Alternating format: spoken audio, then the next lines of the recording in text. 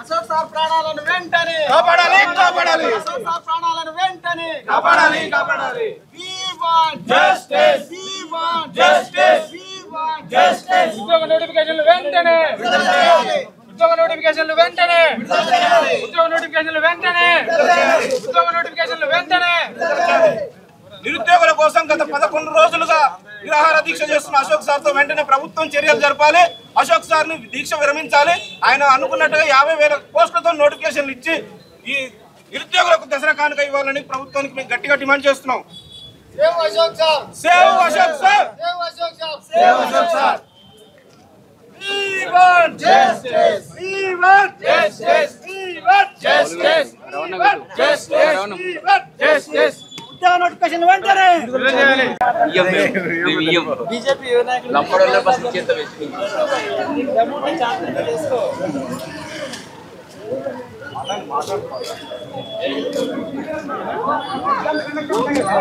Brother ఓ brother మాట్లాడరాదు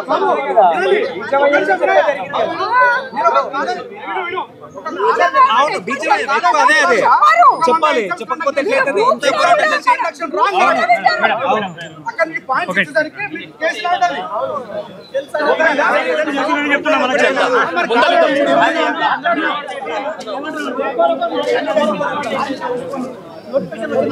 చేసినంత మనమే అది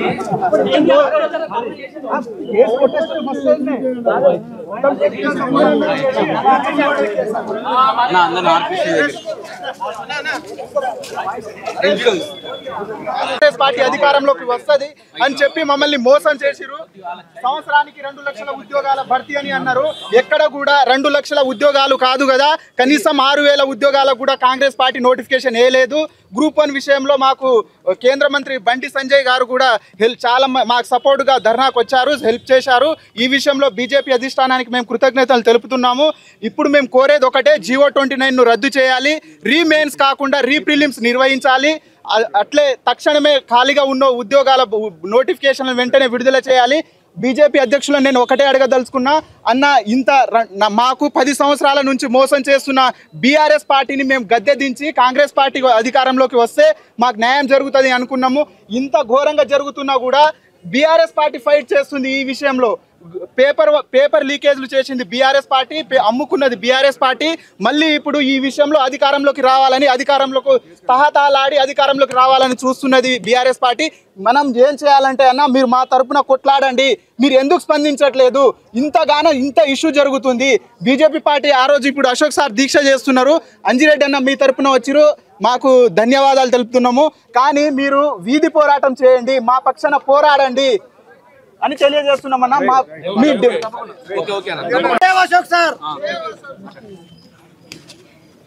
ముందుగా మేము చెప్పదలుచుకున్నది ఏంటంటే ఏ పార్టీకి మేము వ్యతిరేకం కాదు మాకు మద్దతు ఇస్తున్న ఏ పార్టీ అయినా మేము ఆహ్వానిస్తాం మా దగ్గరికి తీసుకుంటాం తప్పకుండా మా దగ్గరికి తీసుకొని మేము హక్కును చేర్చుకొని మా కడుపులో పెట్టుకుంటాం అది నిరుద్యోగులుగా అంటే ఆశావాహులం ఏ పార్టీ మద్దతు ఇస్తున్నా మేము మద్దతు తీసుకుంటాం ఆ తర్వాత ఈరోజు దాదాపు 10 రోజులు కావస్తున్నా 10 రోజులు అయిపోతూ ఉన్నాయి ఇప్పటివరకు కూడా ప్రభుత్వం నుండి అశోక్ సార్ దీక్ష చేస్తున్నాడు ఒక మనిషి చావుకు ఒక మేధావి చావుకు ఒక మేధావికి ఇబ్బంది అవుతుంది ఒక ప్రొఫెసర్కి ఇబ్బంది అవుతుంది అని కూడా ఆలోచన చేయకుండా రాజ్య హింసకు బలి చేస్తున్నారు ఆ వ్యక్తికి షుగర్ లెవెల్స్ పడిపోయినాయి ఆ వ్యక్తి అప్పుడు అనే సిచ్యువేషన్లో ఉన్నాడు దయచేసి ప్రభుత్వం స్పందిస్తుందా లేకపోతే యుద్ధం చేస్తుందా స్పందననా యుద్ధం అనేది ప్రభుత్వం తేల్చుకోవాలి ఒకవేళ స్పందించని పక్షాన ఉంటే స్పందించమని కూడా చెప్పండి ఆ యుద్ధం ఎట్లా చేయాలో మేము నిర్ణయిస్తాము మా తరపున ఇచ్చేస్తాం మీకు అల్టిమేట్గా చెప్తున్నాం రేపు సాయంత్రం వరకే మీకు టైము ప్రభుత్వానికి అల్టిమేటం జారీ చేస్తూ ఉన్నాం మళ్ళీ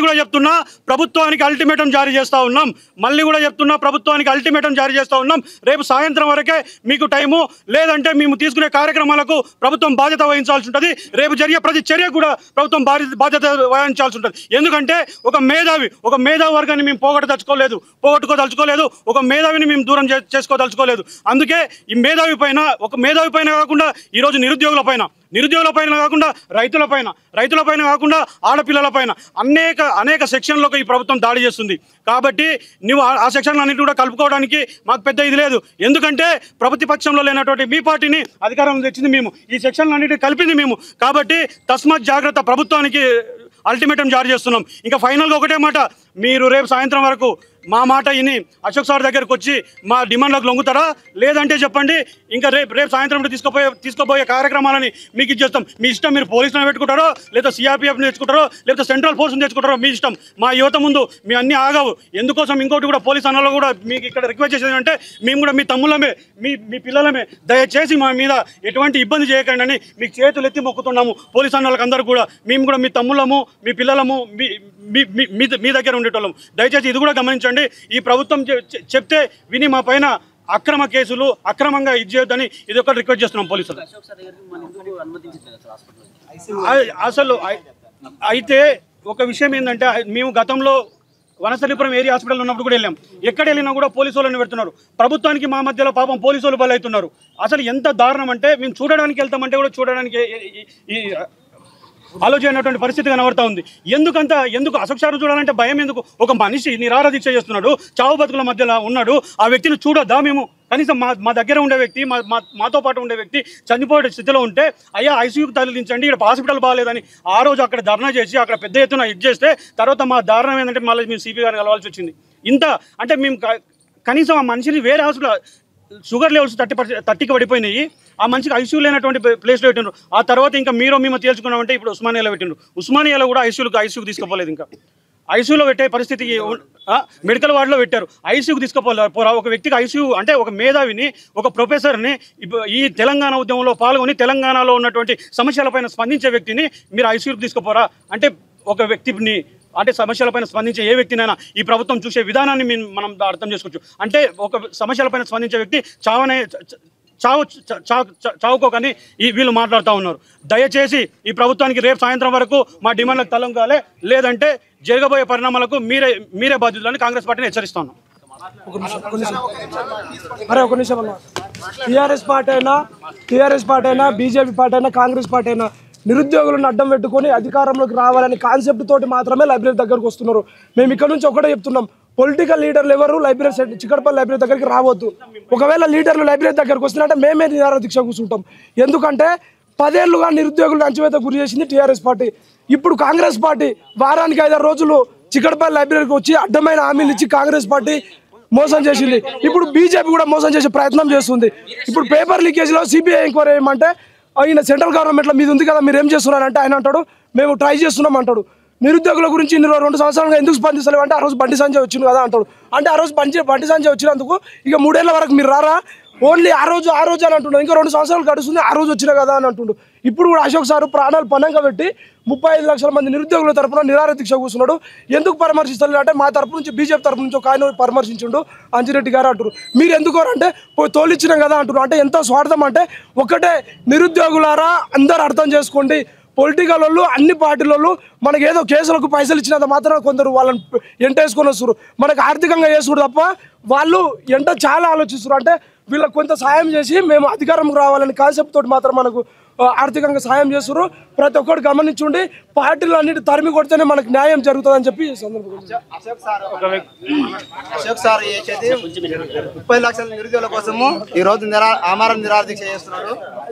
అదే గవర్నమెంట్ సంవత్సరానికి 2 లక్షల ఉద్యోగాలు ఇస్తామని చెప్పింది.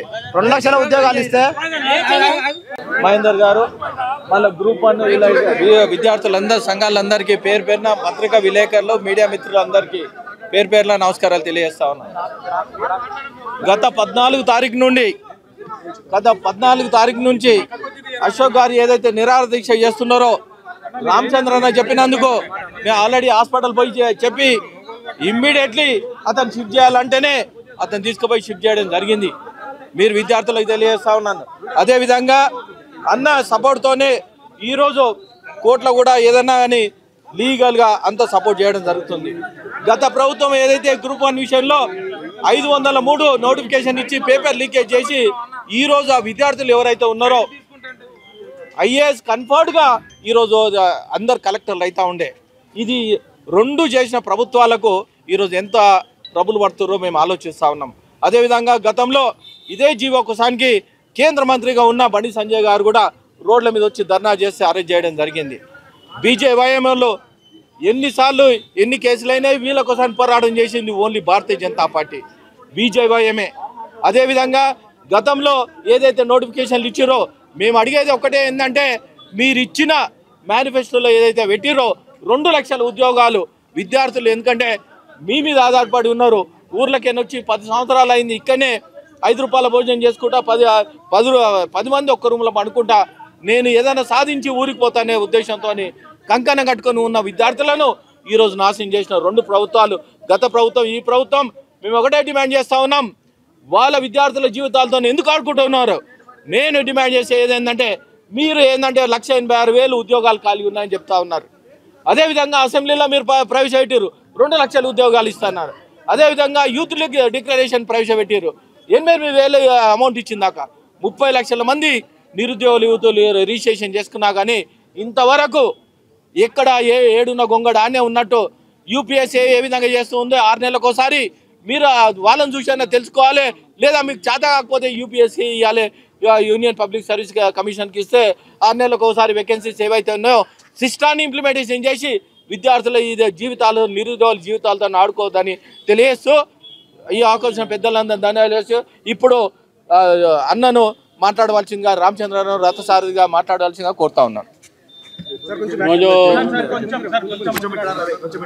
అశోక్ నగర్ లైబ్రరీలో గత అనేక సంవత్సరాలుగా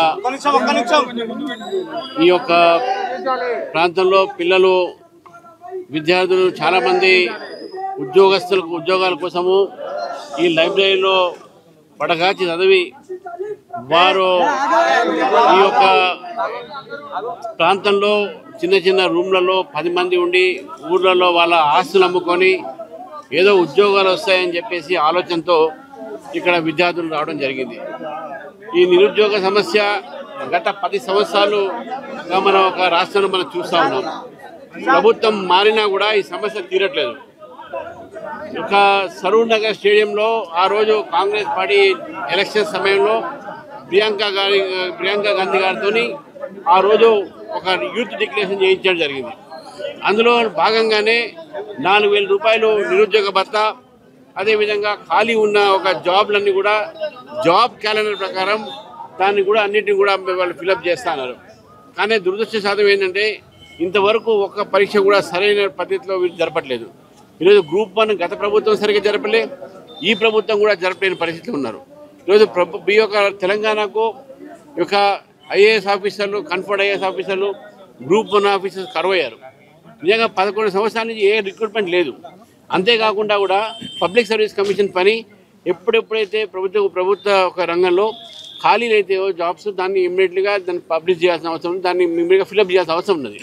కానీ 11 సంవత్సరాల నుంచి ఫిలప్ చేయకుండా ఏదో కొన్ని చేసేసి మేము 1,00,000 ఉద్యోగాలు ఇచ్చినాం, 80 ఉద్యోగాలు ఇచ్చినాం, చెవులో పువ్వు పెడతాను 2 ప్రభుత్వాలు కూడా. నేను ఇప్పటికే ప్రభుత్వం దయచేసి కోరుతా ఉన్నాను, ఇక్కడ ఉన్నటువంటి విద్యార్థులు అశోక్ నగర్ లైబ్రరీలో వేలాది మంది విద్యార్థులు ఊర్ల నుంచి వచ్చి ఇక్కడే పక్కన ఎక్కడైనా హాస్టల్స్లో ఉంటూ, ప్రైవేట్ హాస్టల్స్లో ఉంటూ వాళ్ళు అక్కడ ఆస్తులు అమ్ముకొని, ఇల్లు అమ్ముకొని ఇక్కడ వాళ్ళకి ఏదో ఉద్యోగం వస్తుంది బాగా ఆశతో ఇక్కడ వచ్చిన యువత నేను వాళ్ళని కోరుతా ఉన్నాను, అధైర్యపడకండి. ఇంతకుముందు చెప్పారు మాతో మీరు ఉండాలని చెప్పి. భారతీయ జనతా పార్టీ మీకు చెప్తా ఉన్నాను, గత ఒక ప్రభుత్వంలో మేము పోరాడి ఆ రోజు మా యువమోర్చా కార్యకర్తలు 50 మంది జైలు ఉన్నారు. నేనే వాళ్ళకి బెయిల్ ఇప్పించాను. ఆ రోజు చాలామంది ఇక్కడ మహేందర్ కూడా ఉన్నాడు. ఆ రోజు వీళ్ళకి జైలుకి పోతే బెయిల్ ఇప్పించింది మేము. ఆ రోజు ఉన్నటువంటి దీంట్లో బండి సంజయ్ గారు ఇక్కడ వచ్చారు. ఆ రోజు కూడా కొంతమంది ప్రశ్నించారు, అయినా కూడా వారు కూడా అరెస్ట్ చేయడం జరిగింది. వారు కూడా దీనిపైన వారి మీద కేసు పెట్టడం జరిగింది. కాబట్టి భారతీయ జనతా పార్టీ కేవలం రాజకీయాలకు అతీతంగానే, ఇతర విద్యార్థులు అనేక భావజాలు ఉండొచ్చు, కానీ ఒకటే లక్ష్యం అందరిది. తెలంగాణలో ఉద్యోగాల కోసం మనం తెలంగాణ పోరాడినాం. తెలంగాణ తీసుకొచ్చింది మనం కేవలం మన ఒక ఉద్యోగాలు రావాలని చెప్పేసి. మన ఉద్యోగాలు మనకు రాక ఉన్న ఉద్యోగాలు కూడా ఉడబీకి దాన్ని ఫిలప్ చేయక ఎన్నాళ్ళ నుంచి ఈ ప్రభుత్వం ఏ విధంగా కాంట్రాక్ట్ల మీద నడుపుతూ ఉన్నారు.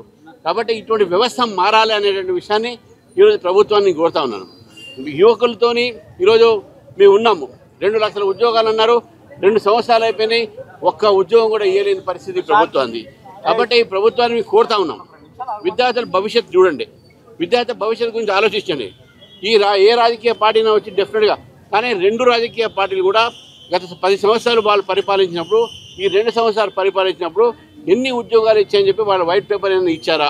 వైట్ పేపర్ అడుగుతున్నా కూడా వాళ్ళందరూ కూడా ఏం చేయట్లేదు. కాబట్టి భారతీయ జనతా పార్టీగా మా యువ మోర్చా డెఫినెట్గా దీన్ని ఉద్యమ బాటలో తీసుకుపోతుంది. రోడ్ల మీద పడతాము, మీతోనే మీ బీజేపీ ఉంటుంది, మా యువ మోర్చా ఉంటుంది. మీకోసం మేము పోరాడతాము, మీ హక్కుల కోసం మేము పోరాడతాము, మీ ఉద్యోగాల కోసం మేము పోరాడతామని చెప్పి తెలియజేస్తూ, ఈ రోజు ఉన్నటువంటి పరిస్థితిలో అశోక్ అనేటటువంటిది మన అంజడి గారు వెళ్ళి చూడటం జరిగింది. మా సింపతీస్ వారితో ఉన్నాయి, మేము కూడా వారితో ఉంటాము. డెఫినెట్గా హాస్పిటల్ వారు పోతున్నారు ఇప్పుడు.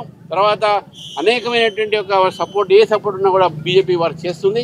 మీకు కూడా బీజేపీ ఎప్పుడు కూడా అండగా ఉంటుంది చెప్పి ఈ సందర్భంగా తెలియజేస్తాను. ఇప్పటికే గ్రూప్ 1 సంబంధించి టీజీపీఎస్సీ డివిజన్ బెంచ్ పోయింది. లీగల్గా ఎలా సపోర్ట్ చేయబోతున్నారు? లీగల్గా మేము అడ్వకేట్లు పెట్టగలుగుతాం. లీగల్గా పాయింట్ తీసి దాని మీద స్టడీ చేసి ఇక్కడ ఉన్నటువంటి కొంతమంది విద్యార్థులు దాన్ని నిజంగా పట్టుదలతో ఫైట్ చేశారు. వాళ్ళు పట్టుదలతో దాదాపు 100 జడ్జిమెంట్స్ తీసుకొచ్చారు వాళ్ళు, సుప్రీంకోర్టు జడ్జిమెంట్స్. అంటే మామూలుగా ఒక అడ్వకేట్ కూడా అంత ప్రయత్నం చేయరు. దీంట్లో న్యాయపరమైన పోరాటంలో ఇక్కడ విద్యార్థుల పాత్ర కూడా ఉన్నది. వాళ్ళు చాలా కష్టపడి అటువంటివి తీసుకొచ్చారు. నేనేమంటున్నా, వీళ్ళకు ఎగ్జామ్ సరిగా పెట్టట్లేదు. సరిగ్గా పెట్టుంటే వీళ్ళకి ఈరోజు పబ్లిక్ సర్వీస్ కమిషన్లో సభ్యులే మొత్తం ఫిలప్ కాలే. నిన్న మొన్న ఏదో చేసినట్టు చేశారు, ఇంకా ఖాళీ ఉన్నాయి.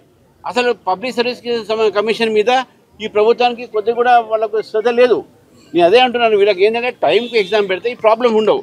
ఇప్పుడు ఎంతమంది విద్యార్థులు ఇక్కడ చదువుతూ ఉన్నారు, ఎప్పుడే నోటిఫికేషన్ రాలేదు అని అంటే వీళ్ళు చేసిన వృధా, కష్టం అంతా వృధా అయిపోతుంది. చాలామంది మానసిక స్థాపనకి చెందుతూ ఉన్నారు.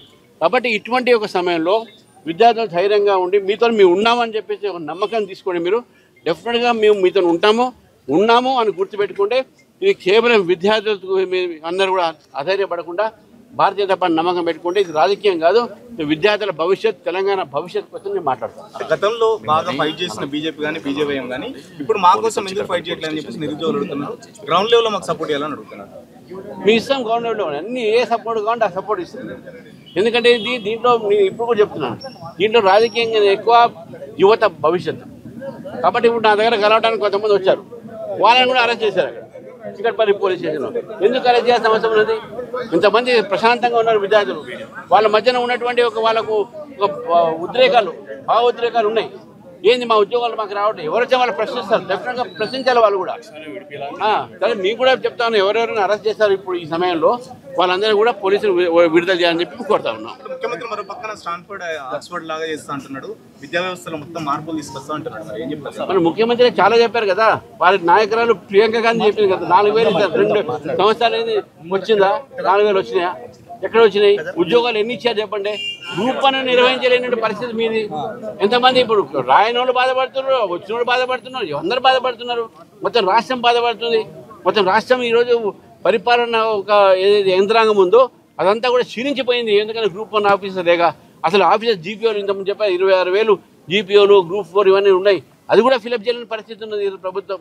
కాబట్టి ఈరోజు నేను కూడా కోరుతా ఉన్నాను, విద్యార్థులకు మీరు ధైర్యంగా ఉండండి, మీతో మేము ఉంటామని చెప్తాను. ఒక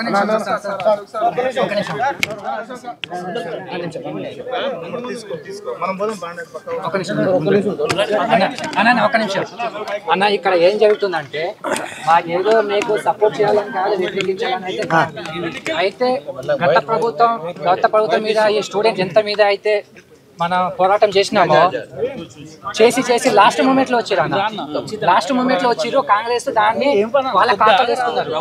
ఇప్పుడు కూడా పిల్లలు ఎవరైతే ధర్నాలని దీక్షలని చేసి అలసిపోయిన టైంలో ఏదో ఒక పార్టీ కావచ్చు, అది ఏ పార్టీ అయినా మాకు సంబంధం లేదు, అది కూడా వాళ్ళ ఖాతాలు వేసుకుంటే భయం ఒకటి, అంతేగాని మాకే వాళ్ళు ఏం కాదు, మీరు వస్తే గానీ అవుతుందని కాదు, వేరే వాళ్ళు వస్తే మాకు ఏమైతే చివరి టైంలో వీళ్ళు కూడా చివరి టైంలో వస్తారు, అంతేగాని ముంగట్ కదులుతలేరు, ముంగట్ కాదు, అది స్టూడెంట్ లో భయం. అందులో మీరు ఏం చేస్తారో తెలియదు. లాస్ట్ టైం ఒక రోజు అన్న వచ్చిండు దీక్ష చేసి మీరు కాదంటలేదు, అలా మీ ప్రతి క్షణంలో ప్రతి మద్దతులో మీరు ముందుండాలి, అంతేగాని మేము కాదు చెప్తా.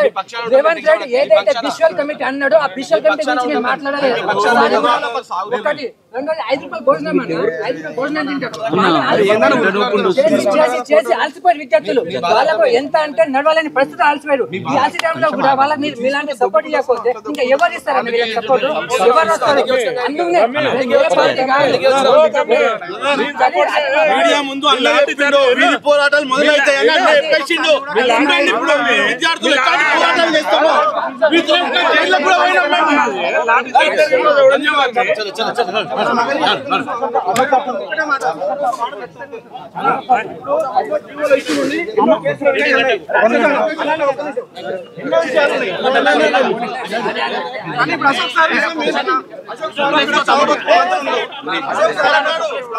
కాపాడాలి. మేము ఎన్ని పోరాటాలు చేస్తాం, మీరు మాకు మద్దతు కొంచెం అశోక్ సార్ ఉంటే మేము ఎన్ని పోరాటాలు నమస్తే, బాగున్నారు. ఇద్దాం వాయిస్. నమస్తే సార్.